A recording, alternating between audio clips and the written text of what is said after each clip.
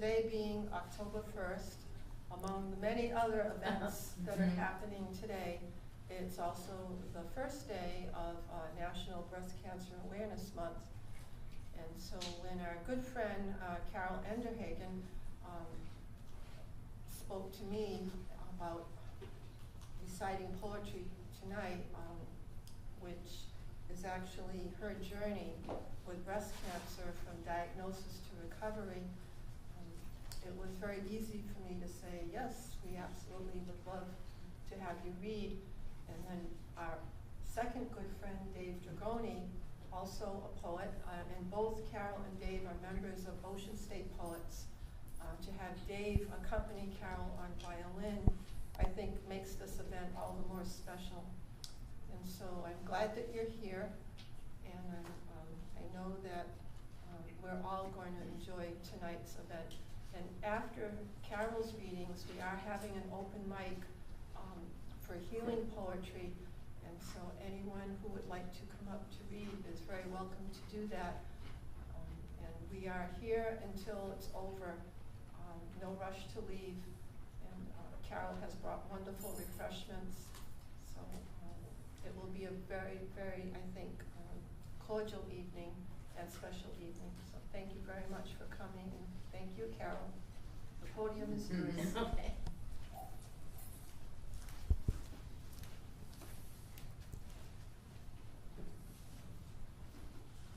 I came down with a cold and couldn't sleep last night.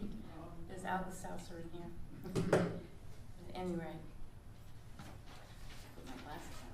See, now there are two people I would like to thank for helping me make this night. This night has long been a dream of mine. I've wanted every October since maybe about 1995 or 1996. I've said to myself, no, October went by and you didn't do this. So finally, with 23 years now as a survivor, and with Teresa, who does such a wonderful job for the poets and for her community in other ways also. I spoke with her, and yes, she said, absolutely. So I would like to thank her for generously making this space available and working with me to get publicity out to the community. And secondly, David, who just as generously shared his musician's talent and time creating with me tonight's program. We did work together. We had a couple of rehearsals. Marked up our copies. Let's see. I decided, when I decided on the name of this presentation, Writing Down Cancer, A Journey of Dreams and Nightmares, I decided to make it just general because it's really about healing from a traumatic event. Cancer is, for people that get a diagnosis of cancer, it's a traumatic event for sure. But there's all kinds of healing in our lives. So I broadened it out and thought, well, at least, people won't say, well, I'm not going to come because it's breast cancer.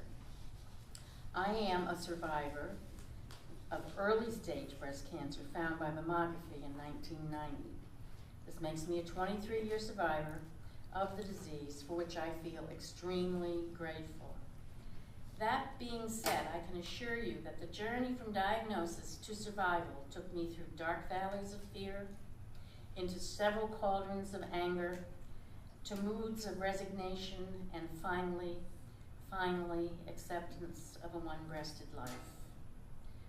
Back in 1990, I had a choice of two treatments. One was a lumpectomy with radiation, the radiation scared the heck out of me. I just didn't want to do it. I was 50 years old and I thought, okay, I'll go with the other. But it's a struggle. It is a struggle to have such a body change.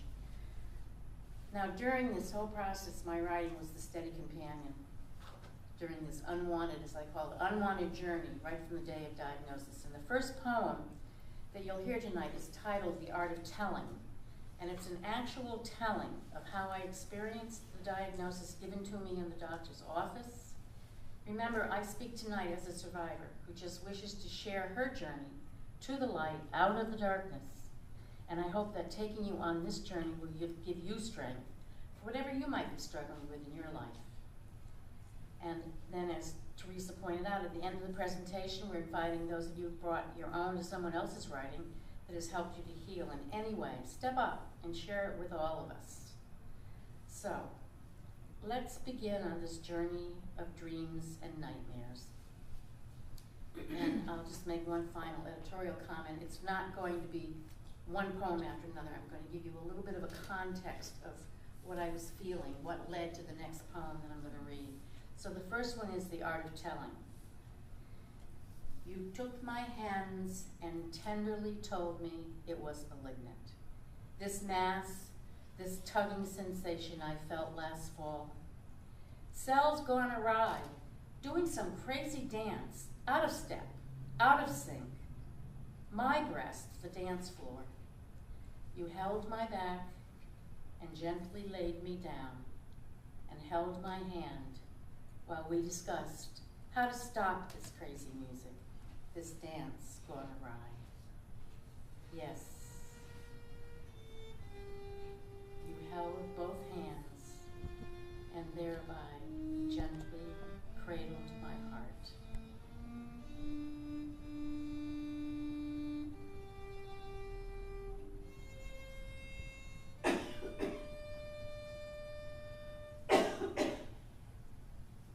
I don't know if anybody is in the audience that's had a diagnosis of cancer, but one of the things you discover when you receive a diagnosis of cancer is you have numbers and statistics thrown at you. They can't say, you will survive, you won't survive. What he could say to me is, 9 of the women who get this particular type of breast cancer, because there are many different kinds, will survive. So he emphasized that, 90% survival, that's nice. But what it reminded me of, when I got over my shock and numbness, remember the game of musical chairs as a kid? That's what the 9 out of 10 reminded me of. So this next poem is called A Game of Musical Chairs. Prognosis. The norm is never any more occurrence of this cancer, but there will be one of us who will not make it. Like the child's game of musical chairs, 10 persons, 9 chairs. And when the music stops, it's a deadly game of not me.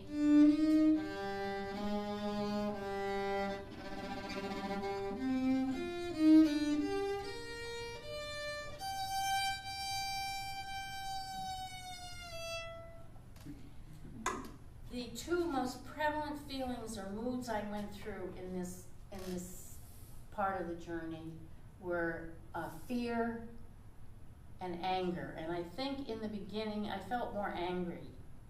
I was like, I get in to have a chest x-ray and I'm angry at the gal who wants to take the chest x-ray because she doesn't have a diagnosis of breast cancer. I do. That sort of thing. I found myself running into that a lot. And I did not write a poem related to fear until, and this surprised me when I looked at the date, because I date my poems. This was August 1992, so this is 2 years after I've gone through the experience, after I've had the surgery, after I've recovered from the surgery, and things are looking pretty good. One August day, one dark day, I just was paralyzed, absolutely paralyzed with fear of dying. Just fear. I mean, it was of anything I could think of, mostly of dying. But.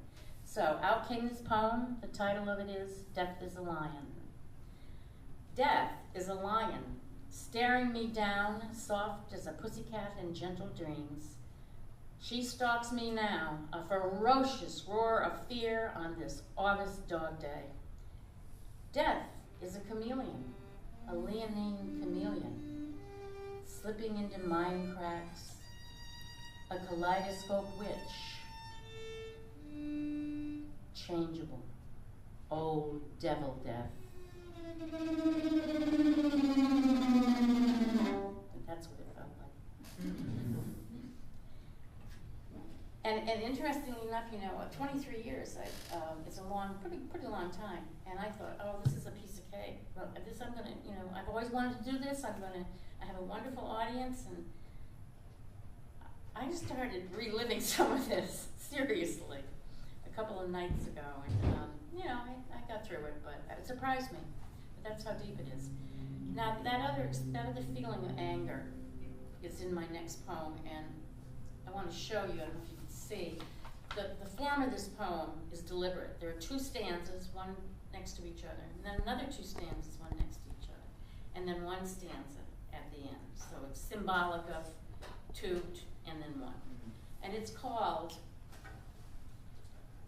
How I Lost My Left Breast. No, I did not leave it somewhere like an umbrella left at the dentist. Neither did it fall off like a scab or fall out like a baby tooth. Nor did I forget it when I visited my daughter in Worcester. Not lost either. Like car keys misplaced while shopping? Nope. Bushwhacked it was. My poor left breast bushwhacked by heavy metal cells doing an obscene dance on the wrong dance floor on my beautiful left breast. That was written right after I got the diagnosis. I was pretty angry. After I saw that prosthesis, it's silicone. I mean, it's just amazing what they've been able to do, and what they're doing, now with our war veterans that are coming back, missing this and missing that, and it is.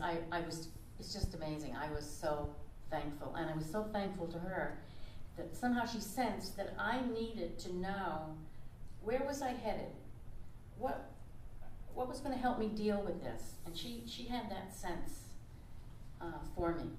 So this is called the prosthesis, and I get into a kind of meditation in this poem about what's real and not real.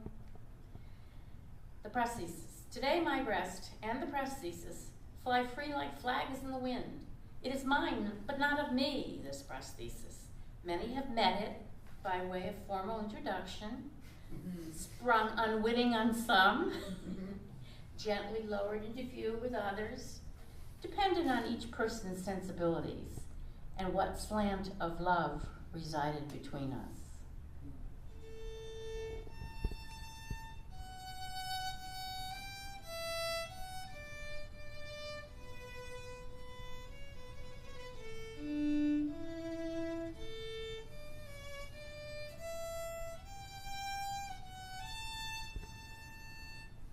Soft, fleshy silicone, just like a breast, but milkless, unattached. Serves to make a match set and obscure the surgical devastation. A life-giving, irretrievable wound my heart made real above the bone. I exist in a nightmare. The only real thing, the prosthesis, isn't real at all.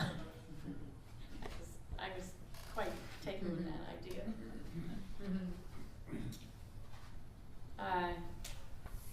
Let's see, that was written in October of 1990, so, I was learning to live a one-breasted life. In November of 1990, I wrote this second poem, this poem, An Open-Ended Lament. Some point in that month I had before I had the surgery, I went to Boston with a friend, and we went to the Monet exhibit, which had caused quite a stir in New England, the Monet exhibit. And one of the rooms had his haystack paintings, and most of them are double and triple haystacks, but there's one painting that has just one haystack. So I bought the postcard with that one haystack, and I brought it with me to the hospital, and I stuck it up on the wall. And when my surgeon came in, he said, "What's this?" And I looked at him, I said, "Dr. Herman, please, don't you realize what's going on?" And he kind of thought for me and said, "Oh, okay." There is a healing power to art. And as an aside from the poetry, that following year, maybe 2 or 3 years later, I was in Provincetown, and I found a wonderful photograph of a woman who was one-breasted and had all kinds of beautiful flower tattoos. And she's like this, and there's a wonderful writing, how she's an Amazon and she's a warrior, and when I went to buy it, and I don't know if I've ever told anybody this when I went to buy it, because it was P-Town, right? The woman behind the counter said to me, "Would you like the lesbian discount? Would you like the lesbian discount?" I almost... What do you say to that? Yeah. Well, you know, I was speechless, and any of you that know me know that's unusual. That's an options choice.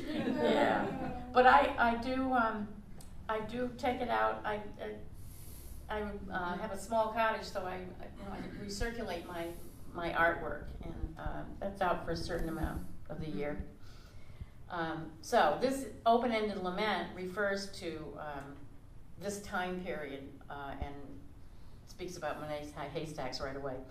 I see breasts everywhere. In Monet's haystacks, in white clouds overhead, even in an ice cream cone. The world is replete with full breasts.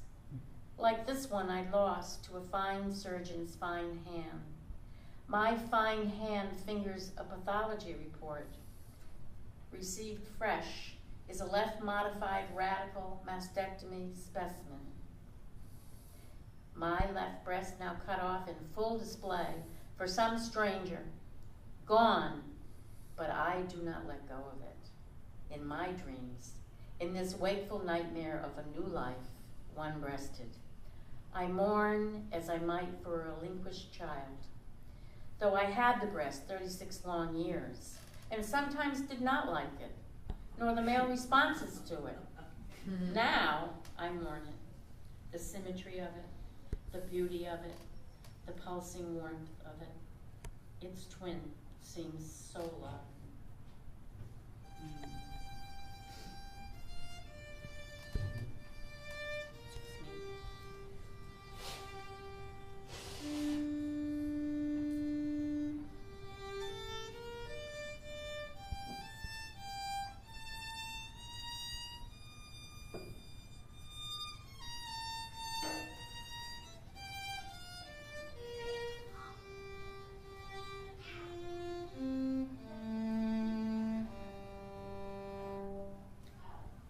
In January of 1991, and I have had a wonderful dream, which I've described in this next poem called A Breast Fantasia.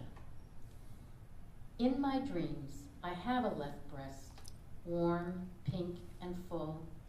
Sometimes it's in hiding like a miscreant child, but there it is, waiting to be summoned by the flex of my muscle.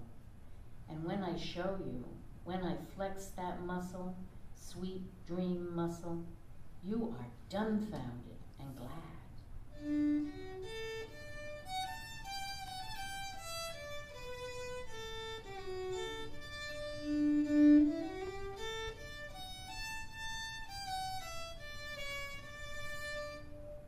I am so pleased, like having given birth to our child. So warm, so pink, so full.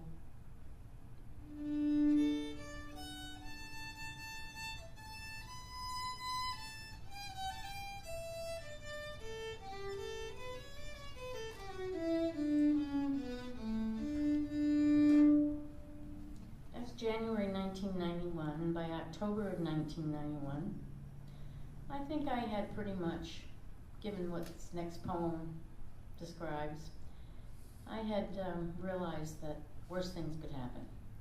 This is called A Resolution of Sorts. Has a lot of whereases in it, you know, like a legal document. So, whereas in the course of human events, inhuman things happen, and whereas time has proven that tomorrow may not happen, and whereas every day in my life is a one-breasted affair, be it resolved that there are worse events which can and do befall each little one of us. Blindness and paralysis, and losing a voice, losing a child to death's grasp, out of time and place. Whereas each one of us is terminal, and whereas we learn to live with sorrow, wrestling it down to the mat. Be it resolved that a one-breasted life is better than Dylan's dark night, and knowing that there can be no tomorrow is a resolution of sorts.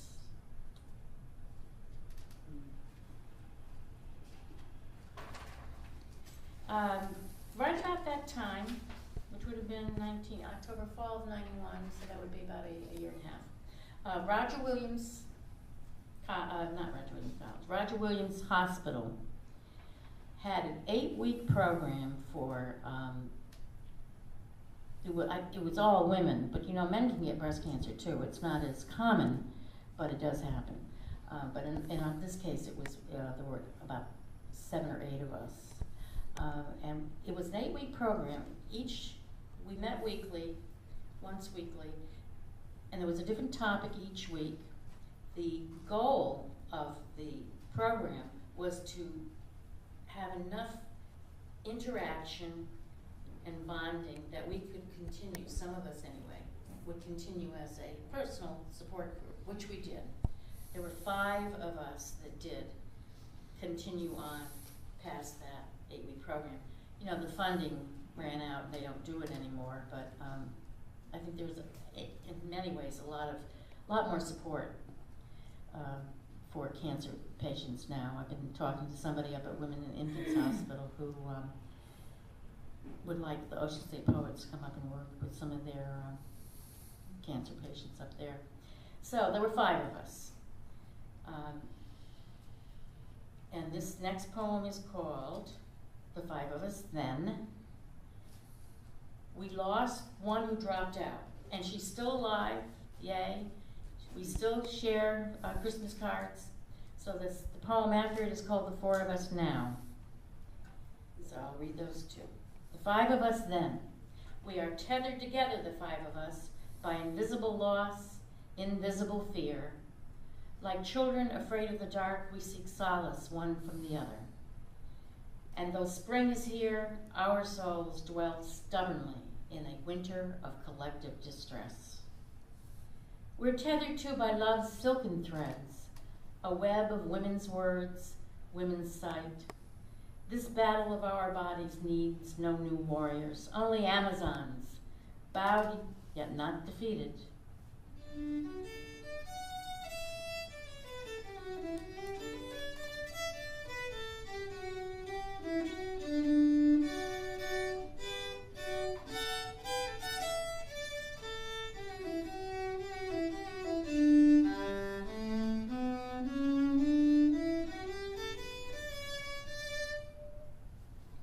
Here, gathered in this room, are 5 of life's daughters, one-breasted or not, seeking solace one from the other, like children, no longer afraid of the dark.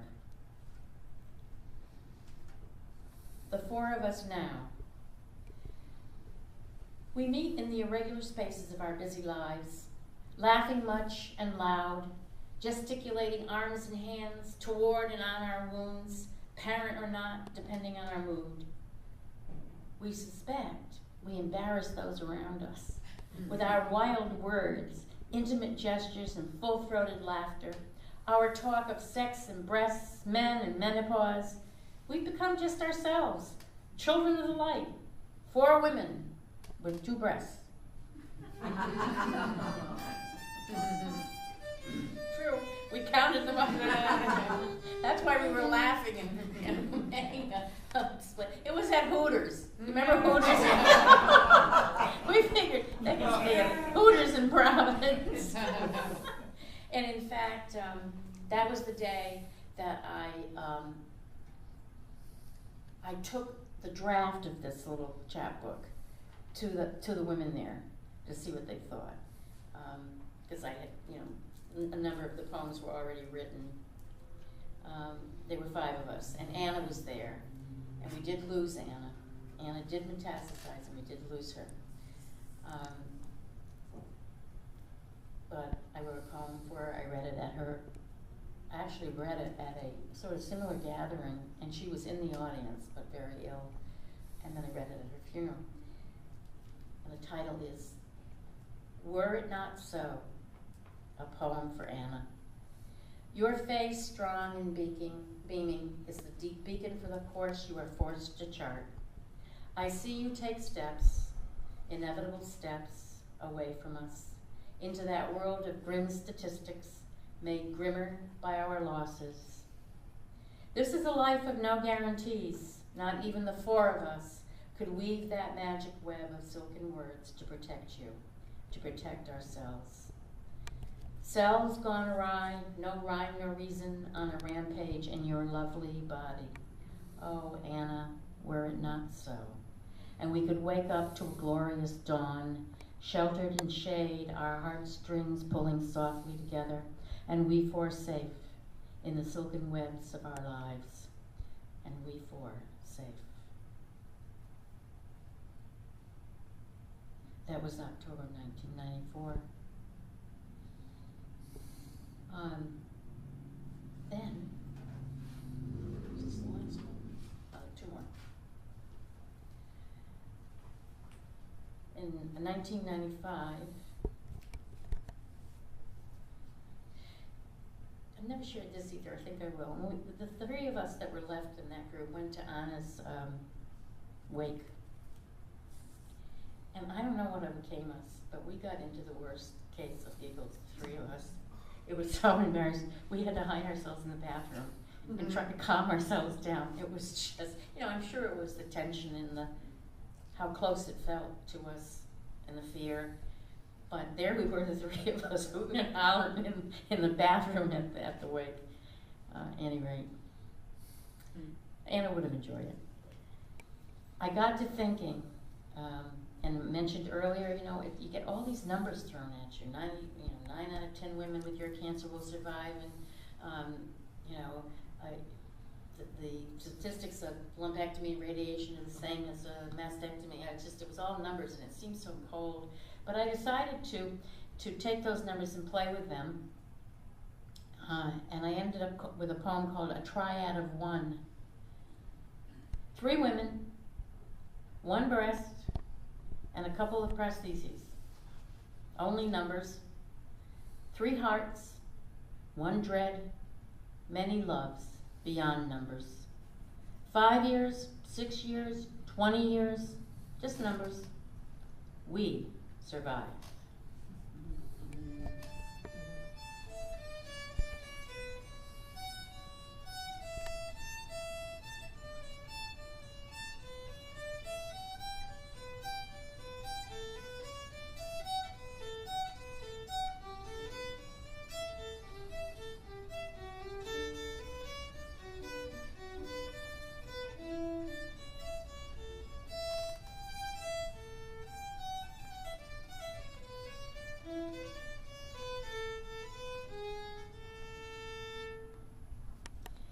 And then the last poem,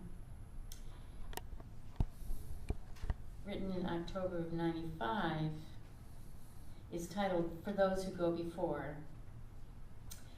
And the Anna, Lucy, and Anne, we're all women who lost their lives to breast cancer. But it's a larger poem for me because I've come to believe, and some of you who know me really well know that I refer to my celestial chorus. It's all the people I've loved that I've lost. They're up there. They're my celestial chorus. So it's really for them too. For those who go before, Anna, Lucy, Anne, and the countless others who counted and count still, to daughters, to mothers, sons, fathers, you speak to us now in memory. In the memory of your smiles, lighting the struggle of your days. In the mindfulness of our days, as we learn to live with memory. We are like children, learning that new skill a teacher knows we need. Anna, Lucy, Anne, and the countless others who go before us. You who sang bravely, always in tune, have become our celestial chorus, now that you have gone before us.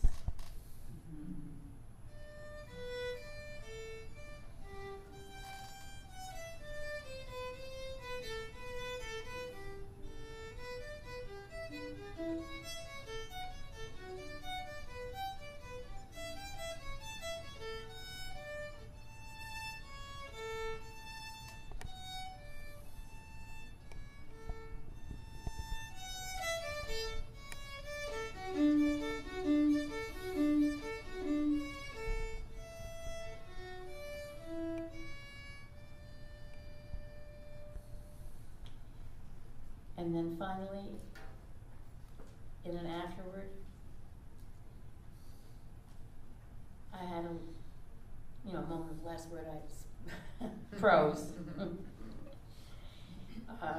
It was the open-endedness of breast cancer, not the breast cancer itself, that made it difficult to finally commit these poems to the light of day and the printed page. Had someone asked me at the onset what was the most difficult part of being a victim of this disease, I would have said very simply, fear. Not so. What truly is difficult is seeing and hearing almost daily of the ravages this disease visits upon women and their loved ones. But the irony is, as always in life, that which is worse sometimes bestows the best. Breast cancer has brought me loving new friends, a tolerance of people's foibles and follies, and a heightened sense that all we really have is this one moment and the challenge to live it fully, one-breasted or not. Amen.